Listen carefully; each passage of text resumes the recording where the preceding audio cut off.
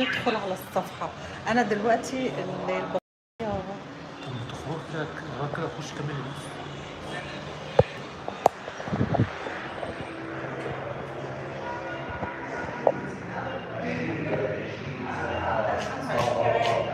مرشحين لافريقيا ومرشحين لكأس العالم.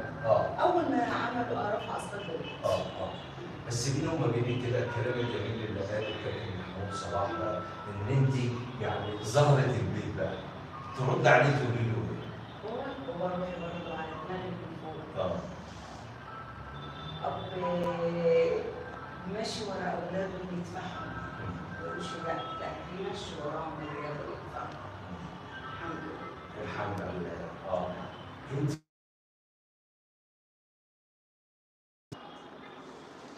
ايوه من حياتي ولادي اشوفهم احسن. عايز المستقبل لو جه اه ايه اللي انت طالباه وايه المواصفات بتاعه؟ انا مش طالبه منه عريس لا اي حاجه. انه يكون واحد يعرف ربنا ويخاف الله فيها ويتقي الله ويصلي. مش عايزه منه اي حاجه ولا اي طلبات. مش عايزه حاجه تانيه. كلمه بتوجهها للكابتن محمود صلاح.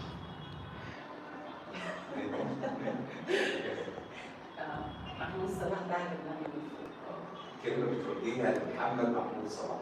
محمد روحي وعمري الاولاني. ده عمر محمد برضه.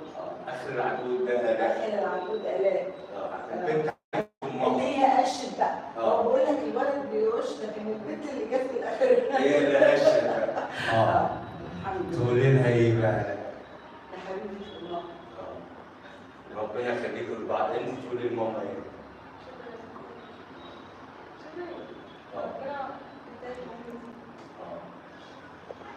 يمكن اعزائي المشاهدين يعني سهرتنا ووقتنا عدى بسرعه ولكن هتتكرر تاني ان شاء الله.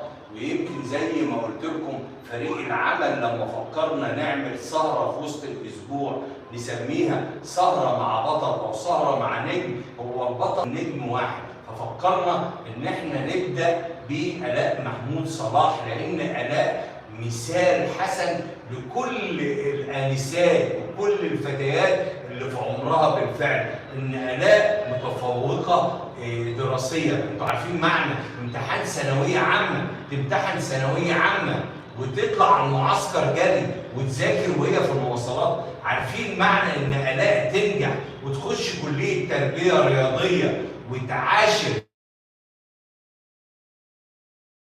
عالي من العلم في الجانب الرياضي. وانتوا عارفين ان كل الدكاتره هم رؤساء اتحادات.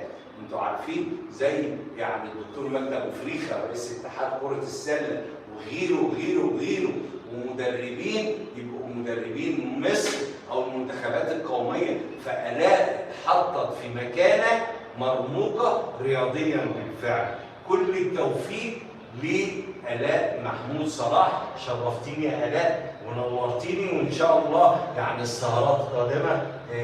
مدام منى شرفتيني ونورتيني واسيبك بقى بحضن جميل تردي بيه يعني كلام ماما ليكي. يلا.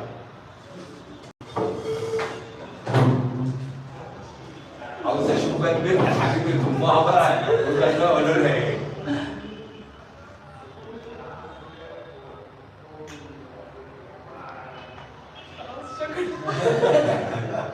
أعزائي المشاهدين يمكن ختمنا سهرتنا النهارده بحضن جميل وحب جميل.